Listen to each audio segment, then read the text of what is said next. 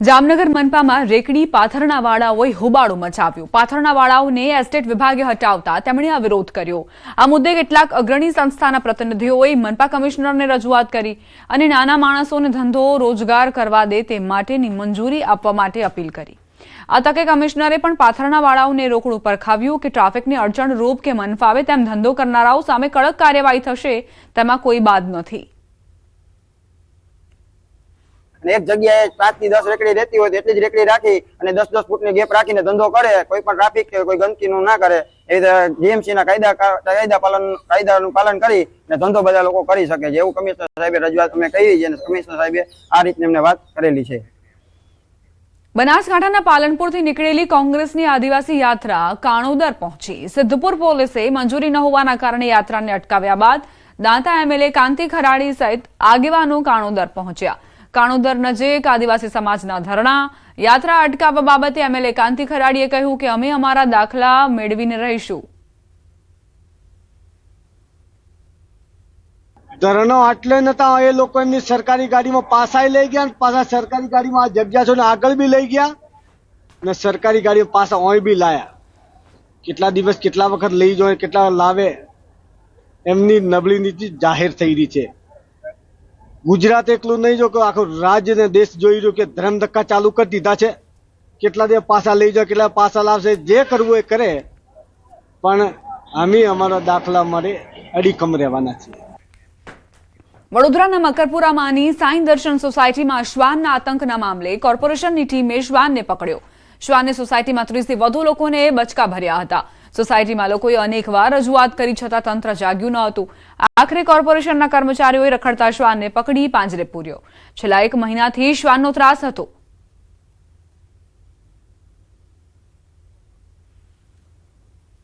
Animal રેસ્ક્યુના વ્હીકલમાં એ ડોગને પકડી લેવામાં આવ્યો છે અને અહીંયાથી લઈ ગયા છે। હવે અમારી રિક્વેસ્ટ એટલી જ છે કે એ ડોગનું ટ્રીટમેન્ટ કરીને પાછું અહીંયા ના મૂકી જાય। રાજકોટ શહેરના મવડી ચોકડી પાસે આવેલા અર્જુન જ્વેલર્સના કર્મચારીએ જ પોતાના જ્વેલર્સના શોરૂમમાં ₹1,99,00,000ની ઉચાપત કરી હતી। જ્વેલર્સ માલિકે પોતાને ત્યાં હેડ કેશિયર તરીકે કામકાજ કરનારા હિતેશ પરમાર નામના વ્યક્તિ વિરુદ્ધ ફરિયાદ નોંધાવી હતી, જેને લઈને તાલુકા પોલીસે ગણતરીના કલાકોમાં બોરસદ ખાતેથી હિતેશ પરમારની ધરપકડ કરી લીધી છે, તેમજ કોર્ટમાં રજૂ કરતા તેના 7 દિવસના રિમાન્ડ મંજૂર કરવામાં આવ્યા છે। તપાસ દરમિયાન સામે આવ્યું છે કે હિતેશ પરમારે ગ્રાહકોને વિવિધ સ્કીમોની લાલચ આપી કુલ ₹1.74 કરોડની રોકડ ઉચાપત કરી હતી। પોલીસે સમગ્ર મામલે શોરૂમના સીસીટીવી ફૂટેજ કબજે કરી તપાસ આગળ ધપાવી છે।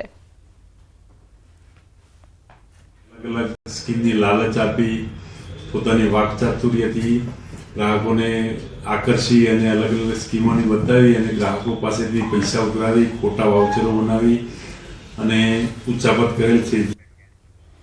પશ્ચિમ રેલવેના અમદાવાદ મંડળના આદરજ મોટી વિજાપુર રેલખંડનું 39.75 કિલોમીટરનું ગેજ પરિવર્તન કાર્ય સફળતાપૂર્વક પૂર્ણ કરવામાં આવ્યું।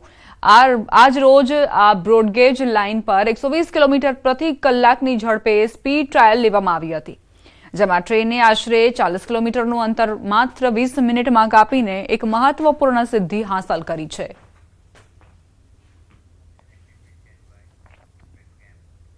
મહેસાણા શહેરના બિલાડીબાગથી માનવ આશ્રમ સુધીના વિસ્તારમાં આઇકોનિક રોડ બનાવવાની કામગીરી ચાલુ છે, જેને લઈને આ વિસ્તારના વેપારીઓમાં ભારે રોષ વ્યાપ્યો છે। વેપારીઓનો આક્ષેપ છે કે વિકાસના નામે રોડ સાંકડો કરી દેવાયો છે અને દુકાનોની આગળ દિવાલો ચણી દેવાઈ છે। આ અંગે વેપારીઓએ સ્વયંભૂ બંધ પાડી વિરોધ દર્શાવ્યો હતો અને મ્યુનિસિપલ કમિશનરને આ મામલે રજૂઆત કરી હતી અને આ દિવાલો તોડવામાં નહીં આવે અને કટ મૂકવામાં નહીં આવે તો ઉગ્ર આંદોલનની પણ ચીમકી ઉચ્ચારી હતી। મનપા કમિશનરે વેપારીઓની રજૂઆત સાંભળી યોગ્ય નિરાકરણની ખાતરી આપી છે। કે જે 12 મીટરનો રોડ છે અને 9 મીટરનો કરશે તો આવતા જતા સાધનો તકલીફો વધવાની છે, સાધનો ટર્ન નથી લઈ શકતા, બરોબર, અને ડિવાઈડરો લાંબા હોવાના કારણે લોકોને ફરીને અવરજવર કરવાની ફરજ પાડી છે, બરોબર, અને એનાથી અમારા જે દુકાન વર્ગના લોકો છે જેમની દુકાનો ત્યાં છે એમના ગ્રાહકોમાં બહુ ડિસ્ટર્બન્સ આવી રહ્યો છે। ગ્રાહકો લાંબુ કટ મારીને પાછા વળીને આવતા નથી। એમની દુકાને માલ સામાન ઉતારવા માટે કોઈ કટ નથી રાખ્યો, એમના ગ્રાહકોને દુકાન સુધી આવવા માટે કોઈ કટ નથી રાખ્યો, પાર્કિંગ એક્ટિવા ઉભી રહે એટલો પણ રસ્તો નથી રાખ્યો। અત્યારે લોકોને એવું લાગે છે કે જે આપણે પેરેલલ પાર્કિંગ પ્રોવાઈડ કરીએ છીએ એનાથી રોડ સાંકડો થઈ જાય છે, પણ અત્યારે જે આપણે ફાઇનલ રોડ સરફેસ થઈ નથી એટલે એવું કન્ફ્યુઝન છે. અમે બધાને સમજાવ્યું છે, એમાંથી અમે સોલ્યુશન લાવીને આગળ વધીએ છીએ. જામનગરમાં જિલ્લા પંચાયતની સામાન્ય સભા મળી, જેમાં કુલ 9 મુદ્દા પર ચર્ચા કરાઈ હતી, જેને લઈ મુખ્યત્વે રેતી રોયલ્ટીના 78 લાખ અને સ્ટેમ્પ ડ્યુટીના 20 લાખના કામોનું આયોજન કરવામાં આવ્યું હતું. આ ઉપરાંત વિવિધ બાકી રહી ગયેલા કામો અંગે પણ આયોજન કરાયું હતું.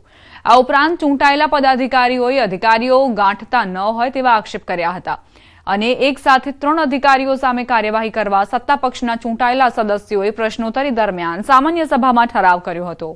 આ સાથે ધારાસભ્ય હેમંત ખવાએ વિવિધ ગ્રાન્ટના કામો બાકી રહેલા કામોને લઈને પ્રશ્નો ઉઠાવ્યા હતા. રેતી રોયલ્ટીના 78,05,000 અને સ્ટેમ્પ ડ્યુટીના 20,23,000 રૂપિયાનું આયોજન કરેલ છે.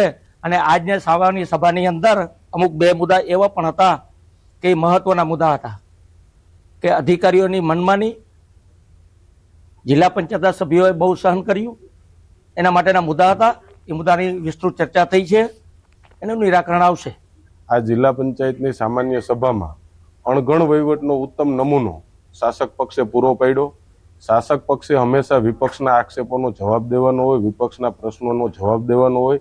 એના બદલે આપ સૌ પત્રકાર મિત્રોએ જોયું કે શાસક પક્ષ દ્વારા જ અધિકારીઓ ઉપર એટલા બધા આક્ષેપો કરવામાં આવ્યા અને દર વખતનો આ સિલસિલો હોય એ મુજબ ગત વખતે પણ ડેપ્યુટી ડીડીઓ એમનું સાંભળતા નથી, એમનું માનતા નથી એવા આક્ષેપો કરવામાં આવ્યા હતા. આ વખતે પણ 3 વિભાગના અલગ અલગ વડાઓની સામે આ લોકોએ ટોકન દંડ કરવાની અને એમને સરકારમાં પરત મોકલવાની જોગવાઈ કરવા માટેનો ઠરાવ લેવામાં આવ્યો. જૂનાગઢમાં છેલ્લા લાંબા સમયથી સસ્તી અને સુલભ પરિવહન સેવા માટે વલખા મારી રહી છે.